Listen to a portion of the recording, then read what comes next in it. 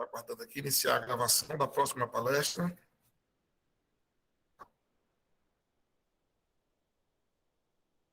Vamos dar sequência, então, ao nosso evento de apoio técnico Pop Rua. Agora, a segunda palestra vai ser com a Rose Souza e Silva, com participação da Júlia Camporês OIM. O tema da palestra é Desafios para a Garantia dos Direitos Socioassistenciais das Pessoas em Situação de Rua. Vamos projetar aqui a palestra da Rose.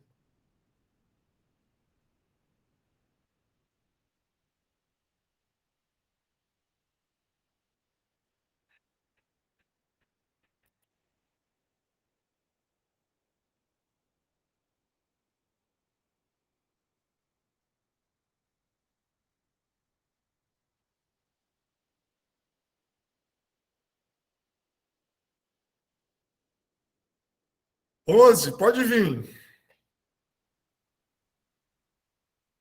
Vamos, João. Bom dia, pessoal. Agradecimentos. Não estou me vendo. Vocês estão me vendo? Ok. Realmente, obrigada, Itamar, por esses tantos apontamentos, né, esclarecedores. Eu acho que sim, que temos muito a avançar, não é? Não por isso temos esse desafio do desafio, né, de lançar os desafios para as secretarias municipais, um desafio multinível, né, que é o que a gente, então, pretende realmente, assim, articular o que nós temos hoje, que é esse sistema único de assistência social, de proteção social, não é? Nacional e internacional, já que estamos aí, temos a intensa e bastante visível, né, das nossas organizações internacionais, das nossas organizações não governamentais, muito parceiras aqui no nosso território. Então, com essa fala inicial, agradeço, Itamar, esses esclarecimentos, né, até para a gente dar continuidade, então, à nossa fala. Eu e Júlia vamos dividir esse espaço, até porque uma vai complementar, não é, a outra nesse sentido. Nós somos da Coordenação de Monitoramento, Avaliação e Gestão da Informação e fazemos, então, a vigilância socioassistencial. E aí, Hermes, eu gostaria de conversar 3 minutos, né, sobre o que é a vigilância socioassistencial no SUAS, né? Vou virar para cá. Pode passar. Não vou perder essa oportunidade, porque nós viemos nesse último 21, o ano, fazendo esse trabalho intenso, não é, junto às nossas secretárias municipais, enfim, fazendo esse convencimento da necessidade de realmente nós estarmos planejando as políticas públicas, planejando ações, planejando programas e projetos, né, planejando benefícios, sempre evidenciados em dados, não é? Então, isso é o trabalho da vigilância socioassistencial. Está referenciado na LOAS, não é? A vigilância tem essa responsabilidade de realmente analisar o território, analisar o que acontece no território, né?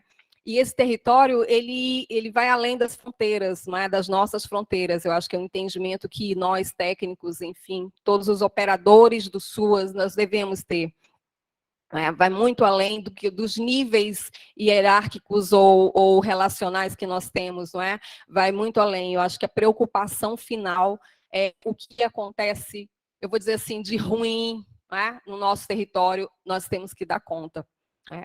O Itamar falava dessa limitação orçamentária, financeira. Nós temos realmente atravessado este período, não é? Difícil, mas eu tenho certeza que juntos nós vamos superar, não é? Então, está na LOAS, pode passar, Hermes.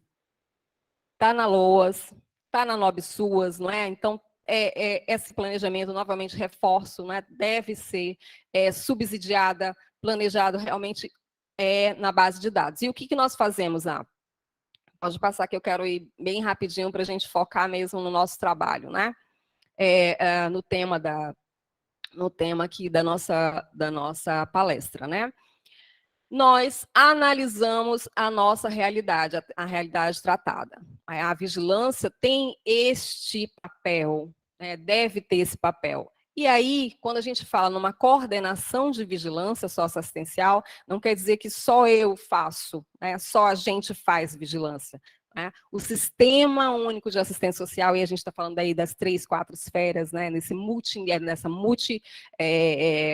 enfim, desses atores múltiplos que nós temos, que cada um de nós vai fazer, né, vai fazer uma parte desse trabalho para que esse todo, ele realmente a gente consiga ver, visualizar, né?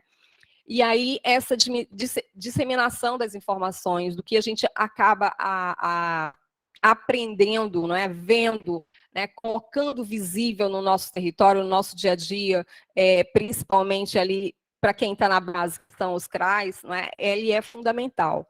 Então, essas informações, elas devem, então, ser transformadas, não é? Em estudos, em diagnósticos, em estatísticas mesmo, que possam estar aí referenciando o nosso trabalho. Tá? É isso que a gente faz, e por isso nós estamos aqui. Não é? Pode passar, Ernest. E por isso nós estamos aqui. Né? Então, falamos de vulnerabilidade, falamos de risco, falamos de território. Né? A vulnerabilidade é essa situação que ainda pode levar a um risco social. Então, uma atenção na base da nossa, digamos, pirâmide, de risco, nós podemos, então, estar evitando. E, por isso, eles vão caminhar juntos com as seguranças afiançadas dentro do nosso Sistema Único de Assistência Social. O risco é essa iminência desse evento acontecer, como são o trabalho infantil, como são as violências, né, todas elas em todos os nossos ciclos de vida que nós temos visto por aí, evidenciado, inclusive, não é?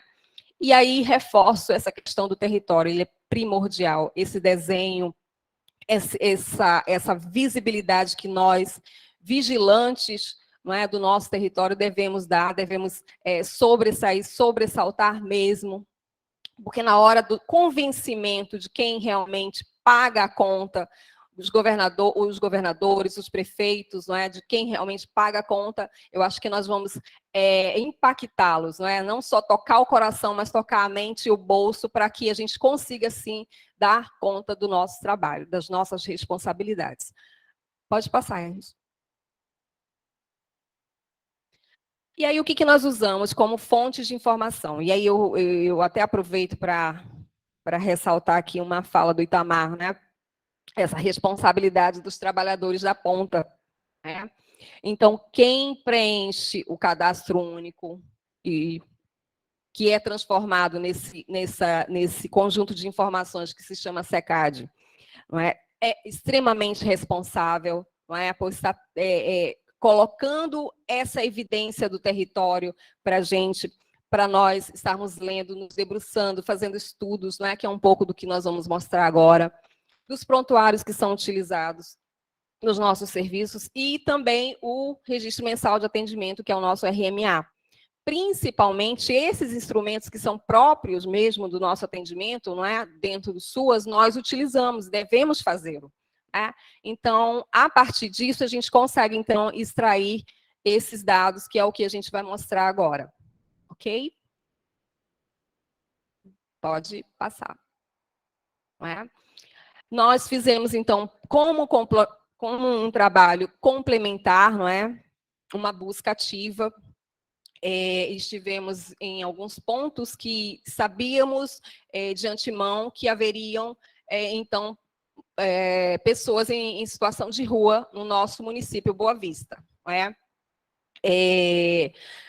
Vou mostrar para vocês, então, algumas fotos, não é? Que os próprios usuários, então, com sede de conversar, porque vocês veem, eu estou usando a farda, né, da CETRABS e com crachá, nos apresentamos, não é? Nossa equipe. Então, eles têm essa sede, não é? De falar realmente, dizer, olha, tem alguém aqui que está preocupado conosco, não é? Eu até, dessa forma, assim, incito essa responsabilização na busca ativa, né, nos próprios CREAS, no próprio PAEF, eu tenho certeza que Gardênia vai trazer elementos para que a gente exerça essa responsabilidade, não é? Dessa busca ativa mesmo nos municípios, já que o Lucas falou, né, ressaltou muito bem, quer dizer, está falando lá de Caroebe, mas também fala de Uramutã, que tem um bairro inteiro, não é? Tem um bairro inteiro em Uramutã, enfim, com os migrantes, não é? Mas que enfim, o próprio município deu essa solução. Então, também para a gente pincelar isso futuramente, Lucas, para ter uma noção de como nós podemos, então, estar resolvendo situações como essa, né, que atualmente nos assola. Então, eu trago esses apontamentos, não é, e vou dividir, então, com vocês. Pode passar, Hermes. Primeiro, o que é essa população em situação de rua? Então, ela tem um decretão, né? Essa conversa, eu lembro que o Lucas citou aí, a última pesquisa que foi feita foi em 2008, sobre população em situação de rua no Brasil inteiro, vários municípios, não é? 74 cidades, entre grandes centros e as principais capitais, não é?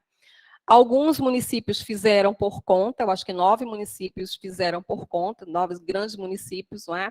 Mas isso também não inviabiliza que a gente faça, né? Repito, reitero, novamente, que a gente faça a nossa tarefa de casa, né? Identificar essas vulnerabilidades e riscos sociais do nosso território, ok? Então, a população de situação de rua é esse grupo populacional heterogêneo, foram citados indígenas, foram citados os próprios migrantes, né? Mas tem, a gente fala de ciclo de vida, né? Criança, jovem, adultos, enfim, homem, mulher, essa situação, desculpa, os LGBTs QIA+, né? Tem vários perfis, não é? Que devem ser visibilizados, não é? Nos nossos relatórios, nos nossos dados, que nós vamos, então, trazendo aí para os nossos diagnósticos, inclusive. Não é? Então, principalmente, e aí, novamente, né, o que eles têm em comum? A pobreza, não é? A pobreza extrema, principalmente, tem em comum. Não é? Então, romperam seus vínculos familiares, não é? Então, geralmente houve, enfim, separação, houve violências, não é? Em que, enfim, todo esse processo, né, ele realmente levou a essa pessoa a estar, como eu ouvi deles, né? Eu estou melhor na rua, no linguajar ou no entendimento da própria pessoa, não é? Então, tem essa inexistência da moradia própria convencional, como a gente conhece, não é? E utilizam os logradouros públicos, não é? As ruas, as praças, as calçadas, enfim, e áreas como esse espaço de moradia e sustento. Né? Então, a rua fica com o espaço de moradia e sustento também. De forma temporária ou permanente, ou também em unidade de acolhimento, que é o que a gente vai conversar depois, né, com Gardene e Bárbara. E aí tem, então, esse pernoite temporário ou essa moradia provisória. Tá? Esse é o decreto de 7.053, que vocês podem acessar, né, podem estar aí nos seus CREAs e mesmo nas secretarias municipais, né, os nossos técnicos, conhecendo, se apropriando mesmo, né, para que a gente possa, numa CIB, numa reunião de CIB aí já de pactuação, não é, Bárbara? Já trazer assim, elementos para que a gente consiga mesmo implantar algum serviço específico para a nossa população de rua. Este senhor que está, ele fica na Caixa Econômica, né? Ele, principalmente, 7.053, de 2009. Ele é da secretaria, que hoje é a Ministério da Mulher, Família e Direitos Humanos, né? E ele vive já há 9 anos nessa situação. Né? Vive já há 9 anos nessa situação. Pode passar, Hermes. Esse que aparece deitado lá. A última pesquisa, né, nacional foi, então, essa de 2009 mesmo, né, como eu falava para vocês, e identificou aí uma estimativa do IPEA também, identificou aí 50 mil pessoas, depois teve essa do IPEA com 101.854 pessoas em situação de rua no Brasil, usaram o cadastro único do programa, não é, em 2019, aí identificaram, olha, 375 mil famílias, não é, em situação de rua, pessoas, não é, 92 mil que acessaram o programa o antigo programa Bolsa Família, para vocês verem como é uma ferramenta realmente, não é, de superação também, essa da transferência de renda. No nosso estado, então, agregaríamos, não é? Eu acho que a gente pode, então, estar ressaltando isso também. E aí, a novidade é, naquelas antigas discussões, eu acho que a Bárbara vai trazer aí para a gente, que essa é uma informação do próprio comitê, não é? É que o censo já o censo de 2022, né? Já vai ter na sua base de dados, no seu questionário, essa identificação. Né? Para a gente que realmente, né, vive, se alimenta de pesquisa, para a gente é fantástico. Né? Então, eu espero que isso realmente seja o desafio e seja realmente aí superado, para que 23 a gente consiga realmente identificar claramente, não é, quem são não só o público da população de rua, mas assim todos os públicos vulneráveis e que estão em risco social na nossa população, a gente possa identificar com nome, endereço, né, telefone, para que a gente realize a nossa busca ativa. Pode passar, Hermes. E aí, a partir já do SECAD de 2020, a gente já tinha feito isso na SEMAGE, né? Fizemos, então, o 2020 e atualizamos agora com o SECAD que saiu agora, né, em janeiro, mas com dados de 2021, tá? Então, por isso tem ali a referência do 2021, ok? No cadastro único, os nossos cadastradores, né, leiam-se vocês, que estão aí na base municipal, ok? Cadastraram, informaram que o número geral da nossa população, Roraima, nós tínhamos em 2020 1.629 pessoas que se declararam em situação de rua. E em 21, 2.016, né? Foi um acréscimo aí de quase 40%, né? Se a gente for contabilizar. Né? Então, se 10% já é um incremento no nosso serviço na base, que já nos dá prejuízo, né, digamos assim, imagina, né, 40% impactando, a gente não consegue viabilizar recursos nessa ordem de uma hora para outra. Né? Então, nós realmente contamos com parcerias, etc., para dar conta, não é, das nossas responsabilidades. E aí o perfil, não é? Júlia vai mostrar para a gente essa população venezuelana, e não só venezuelana, nós temos outros migrantes, né, outros perfis de migrantes no nosso município, no nosso estado, né, vai aparecer, eu tenho certeza, ok? Um número menor, não é? Mas vai aparecer.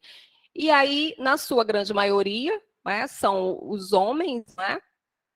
São os homens, as mulheres um pouco menos, eu acho que mais por conta, não é, realmente desse acesso aos serviços, não é? Itamar ressaltou para a gente que acabam que o acesso aos serviços públicos, né, digamos, são mais facilitados, né, por conta dessa situação, e é uma responsabilidade, isso é perfeitamente normal, não é? Muitas crianças, né, nós vamos ver aí, infelizmente, são famílias, nós estamos falando de famílias, nós estamos falando das crianças, nós estamos falando do nosso futuro. Então, sempre quero deixar essa semente de que é muito mais do que nossa responsabilidade, é o nosso serviço, não é? enquanto trabalhadores da assistência. Pode passar, Hermes. Os idosos um pouco menor, não é? Essa distribuição aí são praticamente aí os principais municípios nossos, né, os grandes municípios. Hoje, Rorainópolis, Pacaraima estão em porte 2, não é? E registraram, então, os seus moradores de rua. Por experiência própria, não é?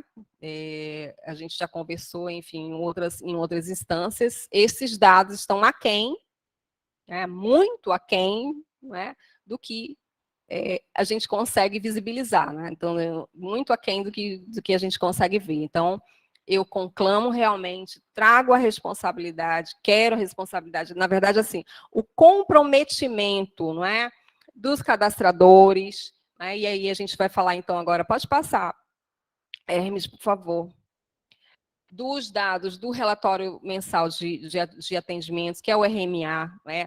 A equipe da abordagem social, como vocês são extremamente responsáveis, não é?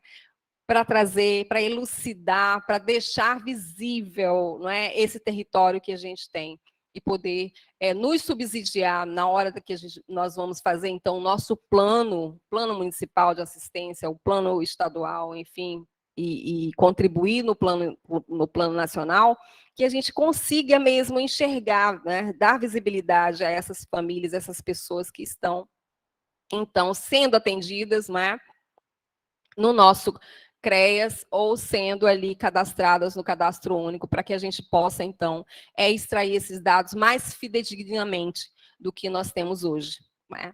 Então, gostaria desse compromisso mesmo, né, dos nossos técnicos, dos nossos operadores, né, do cadastro mesmo. Tá?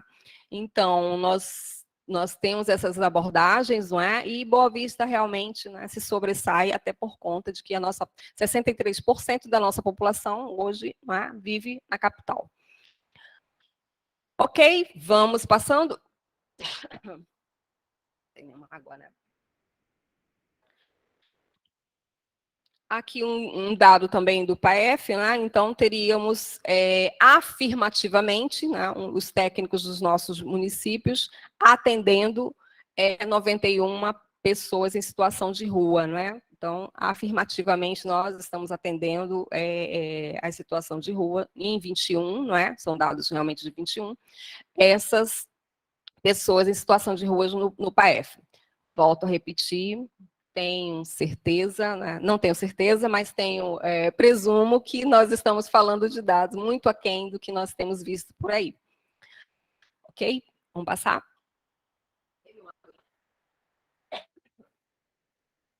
Falava para vocês, não é? Muitas crianças, enfim, pode passar um pouquinho mais rápido para que a gente só... Eu trouxe... Esses são os mais típicos, né? A gente acordou, enfim, conversou um pouquinho, veio do Nordeste, né? Trabalha na rua, enfim, não tem referência. Pode passar. E temos, que eu falo assim, que estão usando, né, os logradouros públicos, enfim, se alimentam quando é possível, quando vivem de esmolas, né, vivem de doações espontâneas. Obrigada. Pode passar. Também são usuários, não é, de álcool e outras drogas. Eles conversaram com a gente, quiseram falar, falaram mesmo, não é? Nós estamos pedindo socorro. Nós estamos pedindo socorro. Foi exatamente isso que eles falaram. Né?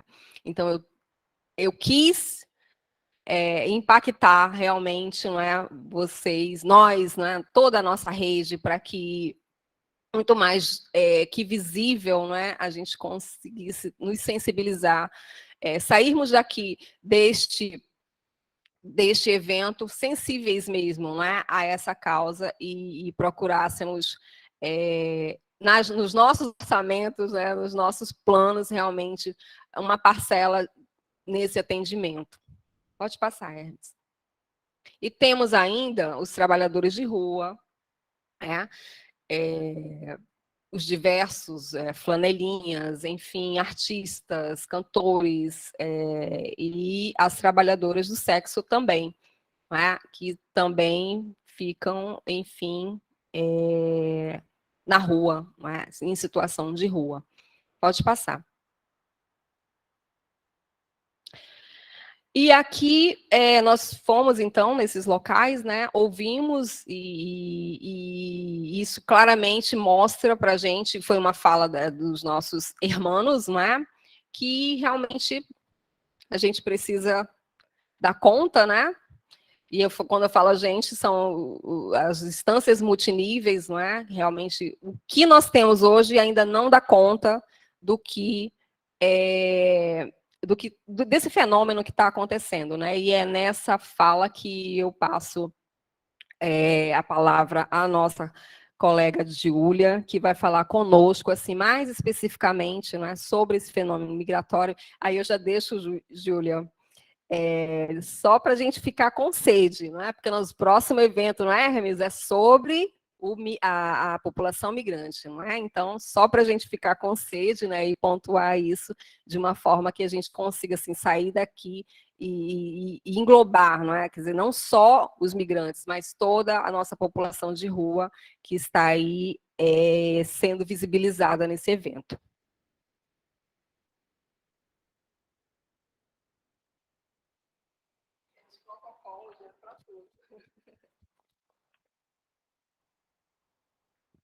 Bom dia a todas e todos. Então, como a Rose falava, enquanto o Hermes troca a apresentação também, eu sou a Júlia Camporese, eu sou coordenadora de proteção na OIM, que é a Organização Internacional para as Migrações.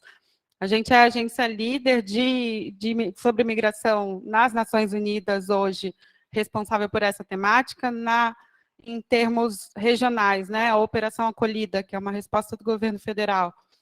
A gente colidera a resposta junto com o Acnur, que é o Alto Comissariado das Nações Unidas para Refugiados. Algumas coisas que eu vou, enquanto a apresentação não abre, né?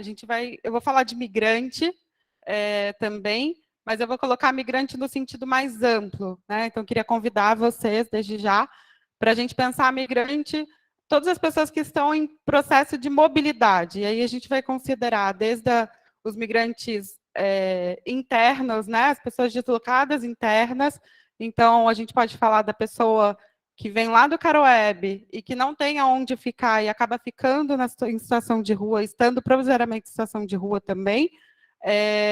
Eu falei do Caroebe só por causa do Lucas, tá? Que eu lembrei, mas pode ser de qualquer outro município, ou de um estado para outro, né? Quando a gente vê nos grandes centros também acontece isso.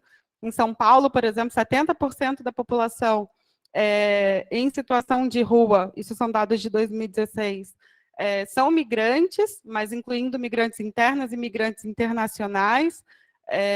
Então, para a gente pensar um pouquinho o migrante no sentido mais amplo, né? Lógico, aqui em Roraima, a gente tem uma resposta ao fluxo venezuelano, dada a crise migratória no país, e aí a gente vai falar de população em situação de rua. Hoje não tem como a gente não falar de migração, e aí desde já eu queria agradecer também o convite e a sensibilidade, né, da Rose, do governo do estado, do pessoal da CETRABS também, de pensar nessa população especificamente. Pode passar, por favor? A gente pode passar mais 2 slides. Tá, mais 2. A Rose adiantou um pouquinho, e eu acho ótimo que a gente fica mais forte, né? Quando a gente vai falar dentro do decreto que estabelece a política nacional de situação de rua, de quem é a população em situação de rua, que define hoje o conceito, né, definição de população em situação de rua, mais uma vez, a Rosa acabou de trazer isso para a gente, mas eu acho que é importante a gente reforçar. Grupo populacional heterogêneo, que possui em comum a pobreza extrema, os vínculos familiares interrompidos ou fragilizados, e a inexistência de moradia convencional regular, e que utiliza logradouros públicos e áreas degradadas como espaço de moradia e de sustento. de forma temporária ou permanente, bem como as unidades de acolhimento para pernoite temporário ou como moradia provisória. E aí é importante a gente pensar nisso, porque a gente não está falando só na rua convencional, como a gente olha para a rua. A gente também está falando de espaços degradados, podem ser públicos ou até privados, espaços cedidos, e aqui em Roraima a gente deu um nome para isso, né, que a gente chama de ocupações espontâneas.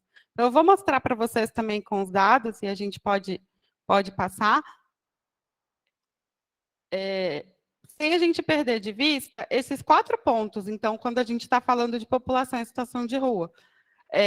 A pobreza extrema, os vínculos familiares rompidos, a inexistência de moradia convencional e logradouros públicos, unidades de acolhimento provisório. Às vezes a gente olha a população em situação de rua, caracteristicamente como aquela pessoa que está na rua. Então, se tem uma ocupação, se tem um abrigo provisório, não, essas pessoas não estão em situação de rua. E estão. Então, por isso que eu acho que é importante a gente ter essa definição também bem clara, porque vai impactar também nos acessos, nos serviços que essa população e como que a gente caracteriza. Até quando a gente faz o registro mensal de atendimento, também se está ou não. Então, acontece isso, né? Mas está numa ocupação espontânea, então tem moradia, não registra essa população.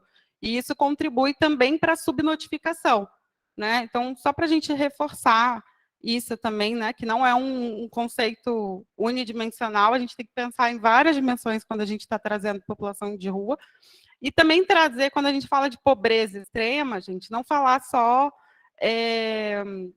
numa categoria financeira, né, só não a categoria de bens, ausência de bens materiais, mas também numa categoria política da pobreza, que se traduz também pela dificuldade de acesso a direitos e oportunidades. Então, a gente vai pensar tanto o conceito de migração de uma forma mais ampla, mas também o conceito de pobreza de uma forma mais ampla. Então, e aí, nesse contexto, a gente também pode passar o slide, só para a gente caracterizar um pouco, né? A gente está falando, muitas vezes, de situações transitórias na população em situação de rua, seja por condições econômicas, desemprego, ruptura, embora ainda, às vezes, tenha uma rede de apoio e suporte que se possa recorrer, ou também uma relação com o tempo.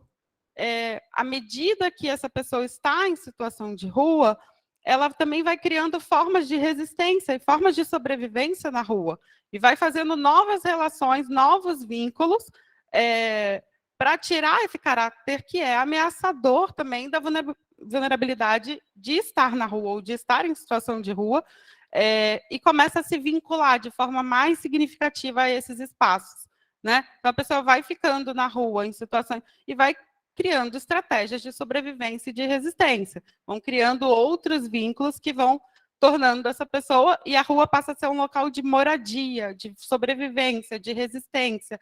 Isso é importante também a gente olhar, né? Gradativamente, a gente pode falar que essa rede de vínculos construídas, né, na rua, ela também passa a ser uma referência para essa pessoa, para aquele indivíduo, e a sua vinculação, né, o seu vínculo com a rua passa a ser mais forte do que outros laços até em outros espaços, muitas vezes até com a instituição familiar, né? Então, ela tem um vínculo muito mais forte com a rua. A gente pode passar, e aí eu faço uma provocação a vocês, que a Rose já deixou toda a deixa para a gente, né? De quem que a gente está falando em Roraima quando a gente olha para a vulnerabilidade, para os vínculos rompidos, para a pobreza extrema, né, assim, a pergunta de quem que a gente está falando? A gente não está falando só da população migrante, mas não teria como deixar de fora. E aí eu queria trazer no próximo slide para vocês já um pouquinho da lei de migração, que eu vou mostrar. A gente pensa o seguinte, né? Hermes, você pode passar. No próximo slide, a gente já está trazendo, está bem pequenininho, eu peguei 2 artigos da lei de migração, que é a Lei 13.445, de 2017. Essa lei institui, né, a política migratória no Brasil, atualiza também, muda bastante conceitualmente, fortalece uma coisa que para a gente, que está na assistência social, de uma maneira muito forte, que é o acesso igualitário o acesso igualitário dos migrantes a serviços, programas e benefícios sociais, bens públicos, educação, assistência jurídica integral pública, trabalho, moradia, serviço bancário e seguridade social. Então, a lei de imigração no país, ela inclui o migrante também nos serviços, nos nossos serviços, né, socioassistenciais, de maneira igualitária. Então, o pessoal que está na proteção especial, por exemplo, que está atendendo e que sabe que não pode ser um impedimento a pessoa que não tem um comprovante de residência ser atendida, isso também vale para a população migrante, né? Então, ela assume de maneira igualitária. Isso aqui dá um seminário só para a lei de imigração, então a gente não vai aprofundar ponto a ponto, que vai ter, então é só para deixar o gostinho mesmo, mas de maneira geral, né, o artigo 3, artigo 4 da lei de imigração, e o 4 a gente já pode ver no próximo slide, ele vai trazer também, né, acesso a serviços de saúde, eu estou no próximo slide, acesso a serviços de saúde, serviços públicos de saúde e de assistência e a previdência social, nos termos da lei, sem discriminação em razão da nacionalidade e da condição migratória. Então, isso também é importante a gente pensar, porque às vezes a gente tem dificuldade de entender se pode, se não pode, se está documentado, não está documentado. E, inclusive, em alguns momentos, a gente depara com isso, dessa restrição, né, do não atendimento pela condição migratória. E a gente tem uma lei hoje que protege, que garante que não. Então, são pessoas que também vão usufruir aos serviços, né, aos serviços de assistência, de saúde, de seguridade, e a gente pode ver isso. E agora, para trazer um pouquinho, né, a OIM desenvolve, desde 2019, aqui em Roraima, um monitoramento e compartilha esses dados, são dados públicos, os relatórios estão nos nossos sites também, dessa população. Lembrar que o decreto também ele traz responsabilidade de ter uma contagem da população em situação de rua, embora isso ainda não, em muitos estados, municípios, isso ainda não esteja instituído, né? Mas ele fala sobre isso no decreto que institui a política nacional. No próximo slide, a gente pode ver, na parte de monitoramento, o que a gente faz, e aí são os dados que eu vou apresentar para vocês. Um perfil socioeconômico da população refugiada e migrante, a condição de habitabilidade e acesso à água, saneamento e higiene, alimentação e saúde, educação e integração econômica e social, meios de vida. Né? Então, a gente olha um pouco para isso, mensalmente a gente faz uma coleta, e a equipe da OIM vai a campo, hoje, especificamente, em Boa Vista e em Pacaraima, por razões óbvias, que acho que não precisa explicar muito, por razões óbvias, são os movimentos, né, maior entrada, maior concentração, mas no finalzinho eu vou mostrar para vocês que no ano passado a gente fez esse monitoramento também nos municípios, em outros municípios, né, foram 9 municípios, além de Boa Vista e Pacaraima, dos 15, né, que a gente tem. Então, trazendo... Eu vou pedir a Hermes para passar 2 slides agora. A gente vai pular 2. Mais um, por favor. Isso. Trazendo o gráfico um pouquinho para a gente ver, os números em azul, eles trazem os dados de 2020. Os números em laranja, eles trazem os dados de 2021. Tá? A gente vai ver, em Boa Vista, o número de pessoas em situação de rua. E aí, só para a gente fazer uma diferenciação, que em rua a gente está considerando os espaços públicos ocupados, os espaços privados ocupados, os espaços cedidos e a população que fica ali no PRA, que é o posto de recepção e apoio, que é aquele atrás da rodoviária, que acho que muitos de vocês já conhecem, que inclusive mudou, né? Tá do outro lado agora. Quem não conheceu, eu estou abrindo convite para todo mundo que quiser conhecer, é só falar comigo que a gente resolve isso. Mas e por quê, né? Assim, a gente considerando toda essa população, então a gente vai pensar, janeiro de 2020, a gente tinha 4.338 pessoas nessas condições. Em janeiro de 2021, a gente já tinha 2.405 pessoas.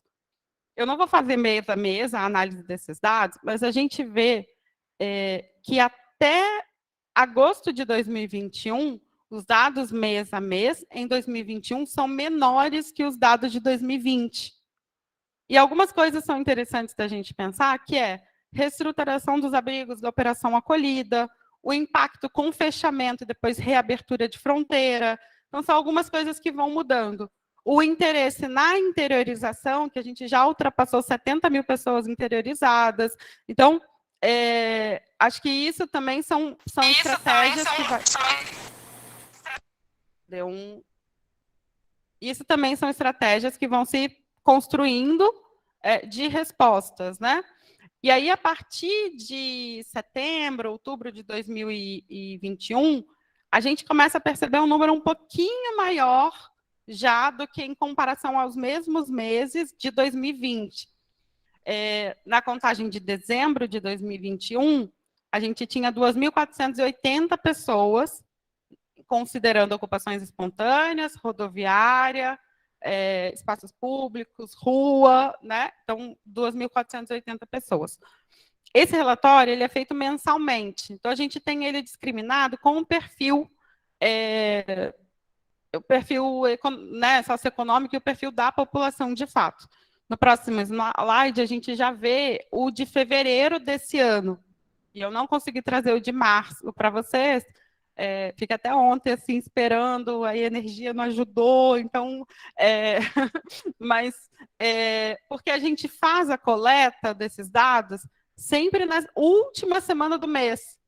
Então, esses dados foram coletados semana passada, e essa semana a equipe de gestão da informação está trabalhando na tabulação deles. Eles iam disponibilizar, eu queria trazer eles em primeira mão para vocês em março, mas a internet e a energia ontem e anteontem também não ajudaram a gente muito.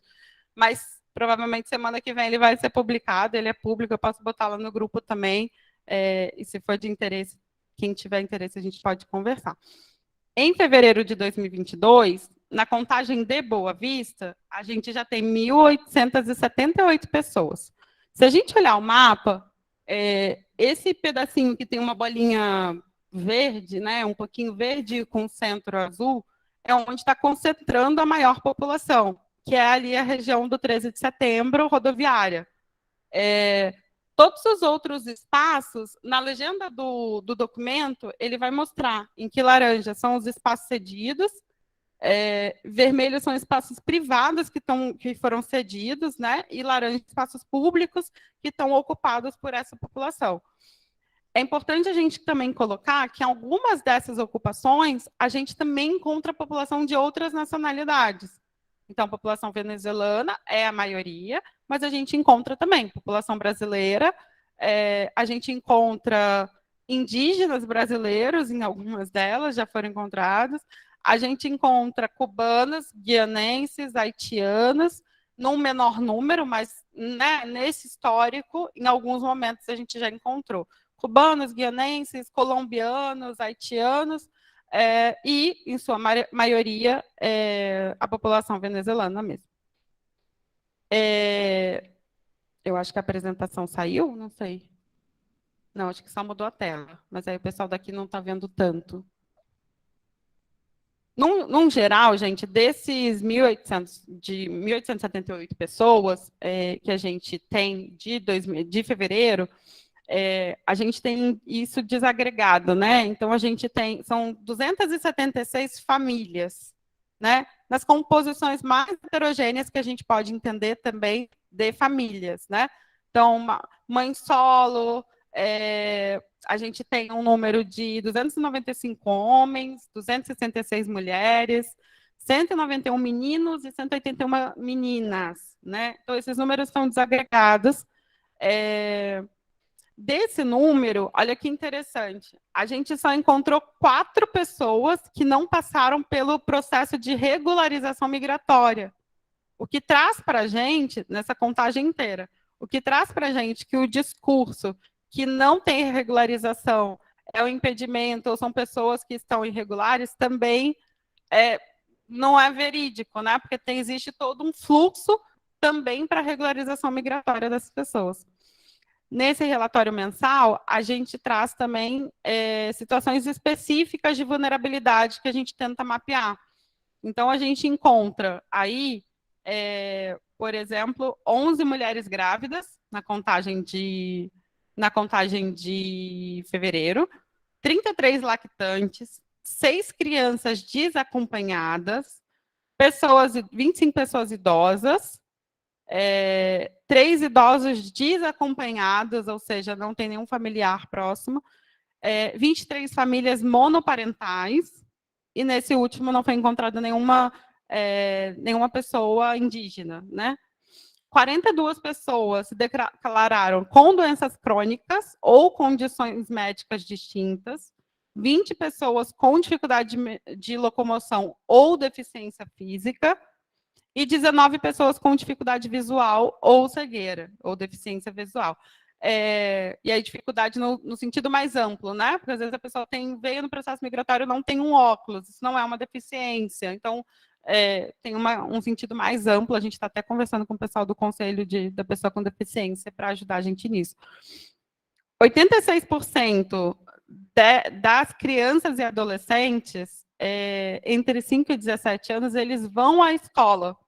E olha que engraçado, no mapeamento de janeiro, fevereiro, dezembro, esse número era muito maior, o número de crianças que não estavam. E aí tem até um colega aqui da Aves do Unicef, né? Um trabalho de busca ativa também que toda a rede da Operação Acolhida tem feito de referenciamento e apoio com os colegas para encaminhar para a rede escolar, né? Dessa população ainda, 88% se dizem, dos homens, 88% se dizem ativos economicamente. Embora, quando a gente pergunta, é uma renda informal, né, é um trabalho informal, com venda ambulante, coleta de reciclável, que são as atividades mais frequentes dessa população. Das mulheres, ao contrário, 66% se declaram inativas economicamente, e só 34% ativas economicamente, também com um trabalho mais informal. Em 5 ocupações espontâneas que a gente foi, das 14 que foram mapeadas em Boa Vista, em 5 ocupações, reportaram ter uma pequena quantidade de pessoas com carteira assinada, que moram ali. Então, são pessoas que têm uma renda fixa, que estão trabalhando, mas mesmo assim precisam, né, ou ainda estão numa situação de rua. A gente também faz uma análise das principais doenças que aparecem nesses espaços. Pode passar 2 slides, por favor, Hermes. E aí, 67% gripe, 20% diarreia e vômito, 13% doenças respiratórias. 12 pessoas com sintomas de Covid, as pessoas dizem que usam máscara, referência de lavagem de mãos mais de 10 vezes ao dia. E aí a gente tem, pensar que na metodologia a gente também faz escuta das lideranças da comunidade. Então, esses dados podem variar, né? A principal fonte de acesso à alimentação dessa população é via compra direta. Nenhum desses espaços recebem apoio atualmente de alimentação para crianças e lactantes, alimentação específica, e 14% desses espaços relataram receber doações de alimentos de alguma maneira. É um número muito baixo ainda, né? Assim, pode passar, por favor. Aí a gente traz abastecimento de eletricidade, sim. E aqui a gente já está falando lá da rodoviária, do PRA, né? Posto de recepção e apoio, de uma maneira bem rápida. Foi mudado, não existem mais aquelas barracas, né, atrás da rodoviária, a gente removeu, agora são camas, é outro lado. Hoje a gente tem 865 camas de solteiro, 991 beliches, então 182 pessoas, com abastecimento de água, né, de caixa d'água, de coleta de lixo e saneamento. Os colegas da Caritas, né, Orinoco, estão aqui também, então a gente tem 32 chuveiros divididos em feminino e masculino. A gente tem containers com vasos sanitários lá também, são 4 containers com 4 vasos sanitários cada, para uma população aí de 900 pessoas, ainda é muito pouco, mas existem banheiros ao redor também. A gente pode passar. E as primeiras necessidades que eles trazem também é mosquiteiro, kit de higiene pessoal, embora eles recebam tanto da Caritas quanto da OIM mensalmente esses kits, isso são as 2 que apareceram esse mês, né? Mosquiteiro e kit de higiene. Isso sempre muda, né? Então, no começo da pandemia era sempre máscara, álcool, máscara. Aí agora a gente já está vendo outras coisas, né? Na rodoviária, a gente também viu a questão de gripe, diarreia, vômito, mas a gente, pela liderança, eles falam que não tem ninguém com sintomas de Covid. A gente tem hoje mapeado, em fevereiro, 200 pessoas apenas com a primeira dose da vacina de Covid e 50 pessoas com a segunda dose da vacina. E lá a gente já tem diferença na alimentação, né? A gente tem uma frequência das refeições, são 3 vezes ao dia. Também são doações, principalmente da sociedade civil e da força-tarefa. Se a gente muda, para a gente já ir finalizando também, mas se a gente muda o slide, a gente vai ver o mesmo mapeamento com um olhar para Pacaraima. E aí a gente teve na contagem de fevereiro 2.444 pessoas em ocupações. A contagem de rua foi mais baixa, né? Eu lembro que eu fui a Pacaraima em outubro, aí fui em dezembro, e aí fui agora, tem 2 semanas, acho que eu voltei, de Pacaraima. E você vê o número, de fato, de população em situação de rua, estrito, né? Sim, muito mais baixo, o fluxo mais ordenado. Mas a gente tem as ocupações. E aí esse número de 2.444, sendo que 1.024 dessas pessoas, ou seja, quase a metade, mais a metade, são menores de 18 anos. Tá? Então, aí a gente tem a mesma mapeamento, né? O que é ocupação, o que é espaço cedido, o nome das ocupações, a localidade. No relatório por completo, vocês conseguem ver isso com mais detalhes. A gente passa para o próximo slide. E aí a gente também faz esse mapeamento das principais situações de vulnerabilidade, com destaque para Pacaraima, que a gente tem 111 pessoas indígenas nessas condições. A gente pensa também que Pacaraima ainda é território transfronteiriço, que existe uma outra política migratória para isso, são pessoas que podem obter autorização de ir e vir de um país para outro, ali na região dos Tauripangues, né, dos Pemons, então existe uma outra, e precisa que a assistência social construa também um outro olhar para isso, né? Assim, então a gente não pode pensar no princípio de equidade, né? A gente não vai dar a mesma resposta para uma população que tem necessidades específicas.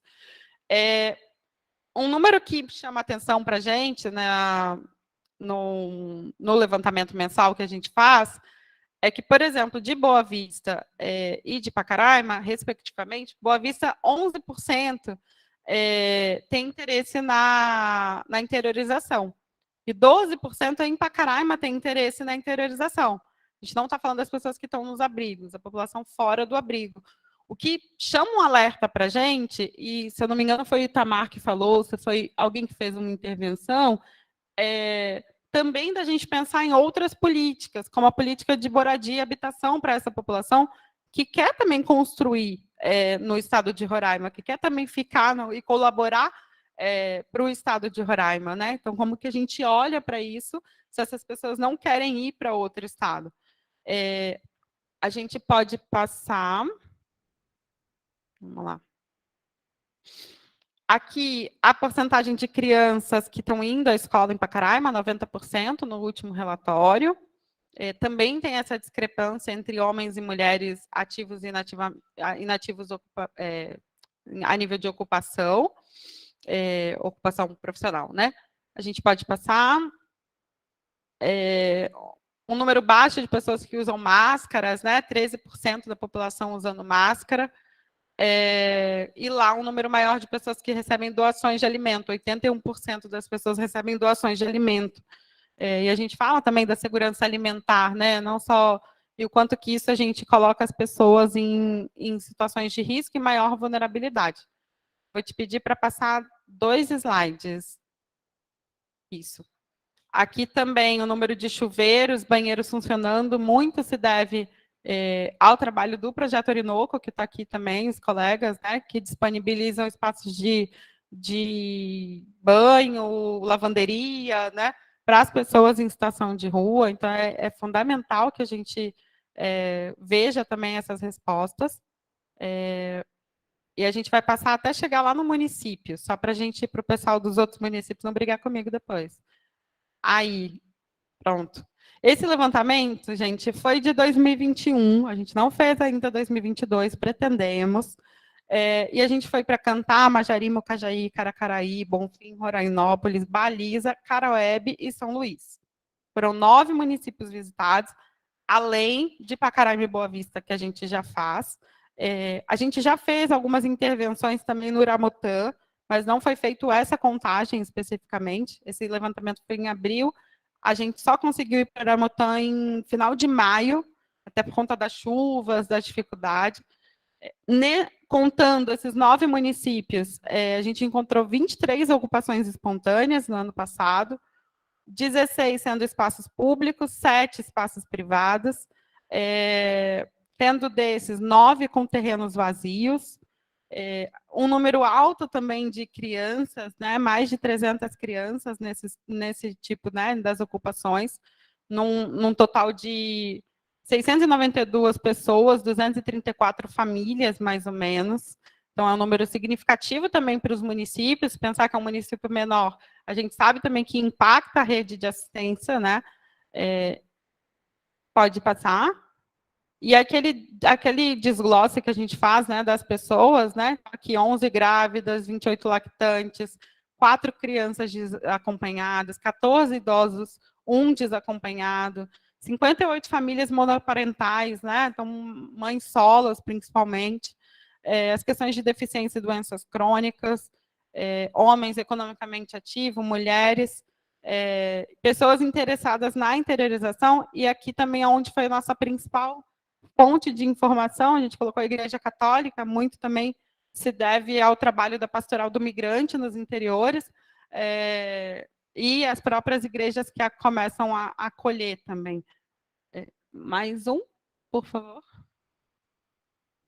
Queria falar também muito rapidamente que em 2020 a gente apoiou o Exército, né, a olhar um pouco para as ocupações e pensar outras estratégias, a pedido muitas vezes do governo do Estado, num processo de realocação dessas pessoas. Os números que estão em amarelo, né, são pessoas que não foram nem para abrigos e nem interiorizados. Ou seja, eles foram ou para casa de amigos, ou tinham alguma renda, se juntaram 4 pessoas e foram alugar uma casinha, um quarto, alguma coisa assim, nessas ocupações, né? Então, a gente tem aí algumas ocupações que tiveram um número maior de abrigamento, mas, por exemplo, essa aqui, a José Pinheiro, que era ali no Liberdade, a gente teve 100% e ninguém foi para abrigamento nem interiorização. São pessoas que foram alugando pela região ou tinham amigos que foram encontrando. Para finalizar, 2 slides a gente vai passar. Isso, da foto. Essa foto é lá na rodoviária, esse.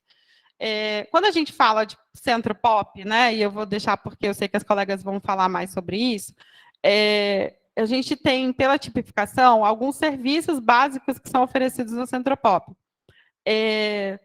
Apoio para regularizar documentos, guarda de pertences, espaço de higiene pessoal, lavanderia, acesso à alimentação, encaminhamento para outras políticas públicas e o fortalecimento da autonomia do usuário, né, participação social, e que o endereço, muitas vezes, do Centro Pop, ele pode ser usado como referência para o CAD único.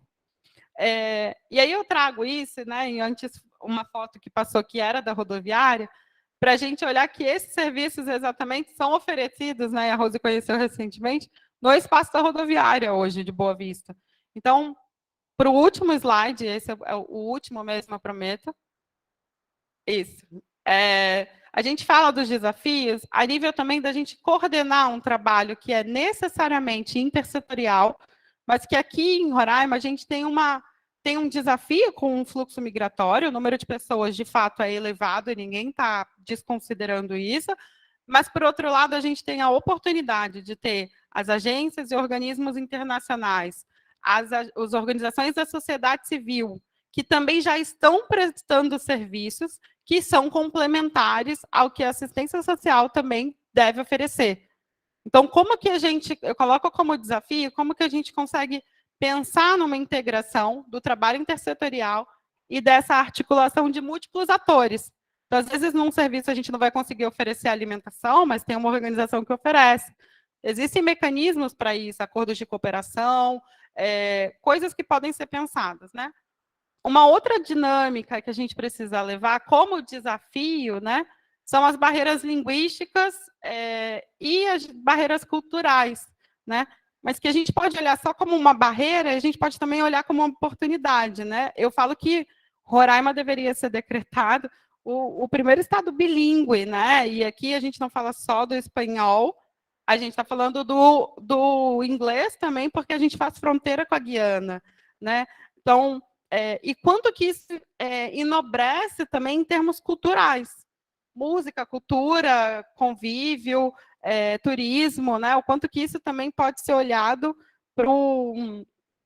como benefício também, né? Uma migração que seja ordenada, segura, ela é benéfica tanto para o migrante, mas para a população de acolhida.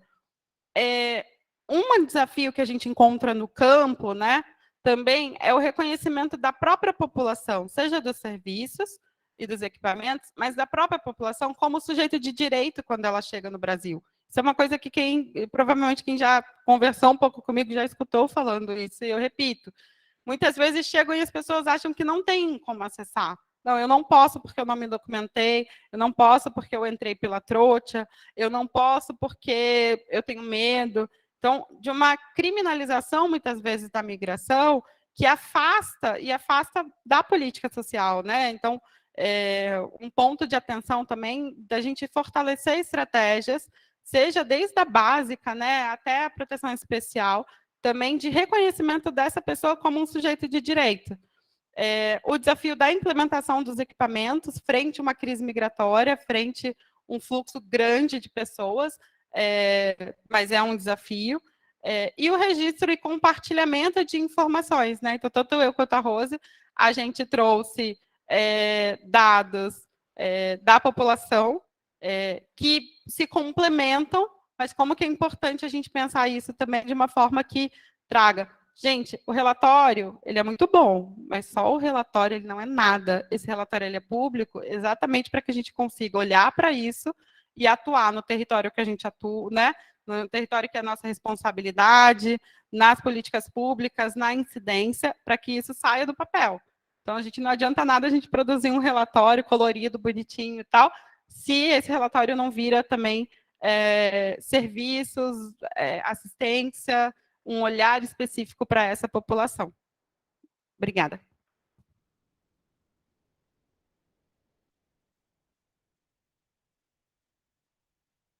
Muito obrigado, Júlia. Muito obrigado, Rose. Foi maravilhoso.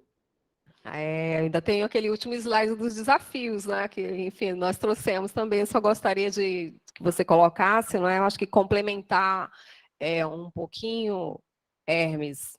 Ele está como penúltimo, eu coloquei mesmo como desafio, não é?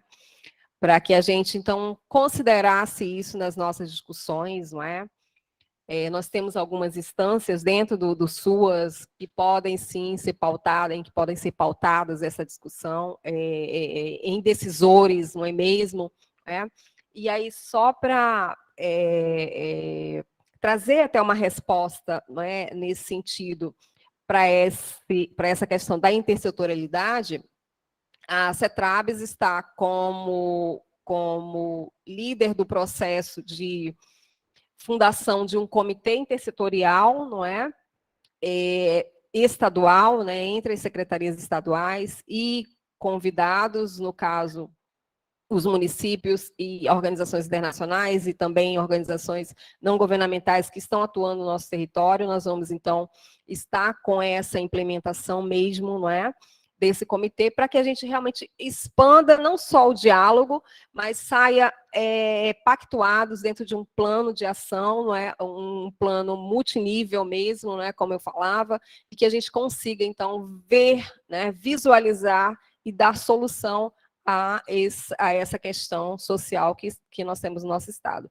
Então, acho que muito mais dentro dos nossos desafios da assistência social, né? Muito mais do que olhar com essa sensibilidade, mas pensar mesmo em políticas públicas, não é, que vão além do aluguel social, realmente encarar o problema, né, esse desafio, na verdade, né, encarar esses desafios, não é, com soluções que sejam mais práticas, mais leves, inclusive, não é? E que possam dar resultados mais céleres. Né? Então, moradias individuais, coletivas, né?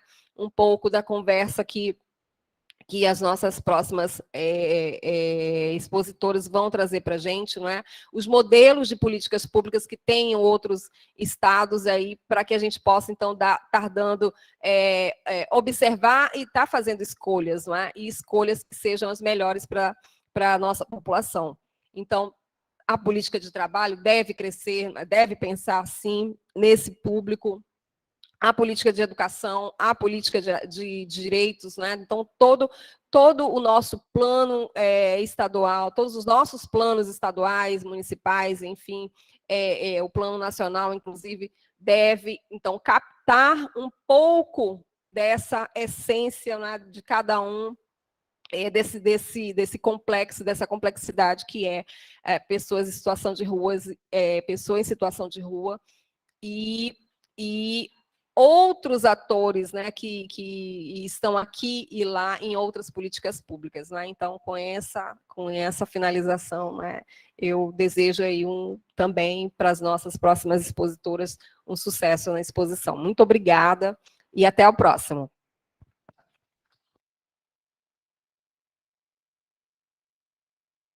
Muito obrigado, Rose, muito obrigado, Júlia. Olha, estou aqui impactado. Obrigado por compartilhar a sabedoria de vocês com a gente. Nesse momento, eu quero pedir para quem está aqui com a gente para abrir as câmeras, quem tiver câmera, e abra a câmera para a gente fazer uma foto do evento virtual, né? Quem tiver câmera, quem tiver kit multimídia, para a gente fazer uma foto aqui, né, da gente, para compor o nosso relatório. Nós temos uma revista aqui em Roraima, trimestral, que é uma revista que cobre os nossos apoio técnico.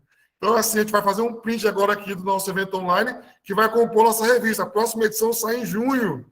Aí vocês vão estar lá na revista CR Suas. Ajeita o cabelo, né? Puxar a camisa. Pessoal que está aí presencial também, vocês também vão sair na revista. Tá todo mundo aqui aparecendo. Daí está no cabelo, puxar a camisa, vou fazer a foto aqui. Tem um pessoal que dá 3 pessoas junto para sair todo mundo. Vamos lá, gente. 1, 2, 3 e já. Fotinha. Pronto. Muito massa. Agora tá uma parte bacana. Nós vamos fazer um intervalozinho de 15 minutos. Quem está em casa vai tomar uma água, um cafezinho, relaxar. E quem está presencialmente tem um coffee break maravilhoso para vocês aí na recepção. Até mais, gente. 15 minutinhos, nós estamos saindo agora. Então, 10h47, 11 horas em ponto, retomamos as transmissões. Muito obrigado, gente. Até mais.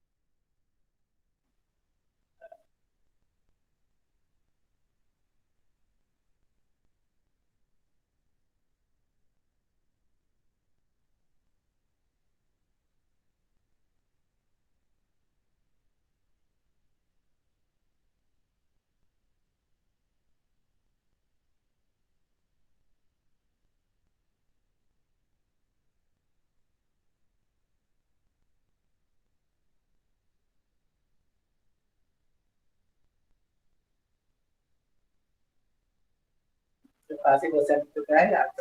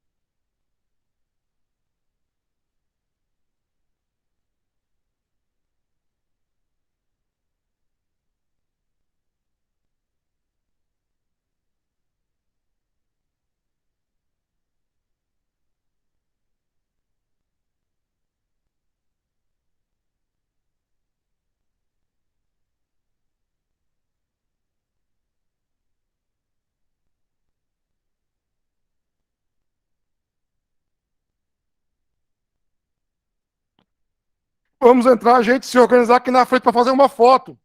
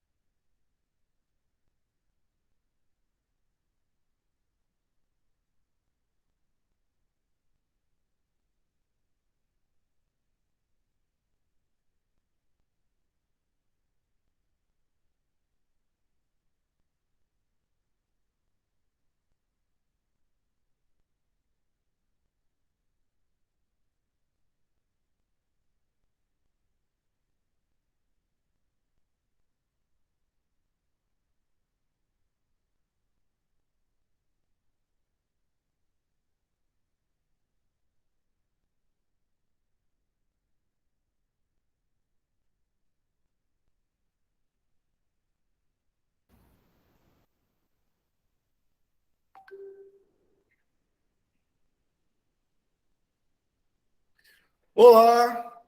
Então, estamos retornando aqui do nosso intervalo. Sejam todos bem-vindos. Vamos dar sequência agora. Eu vou primeiro configurar aqui para receber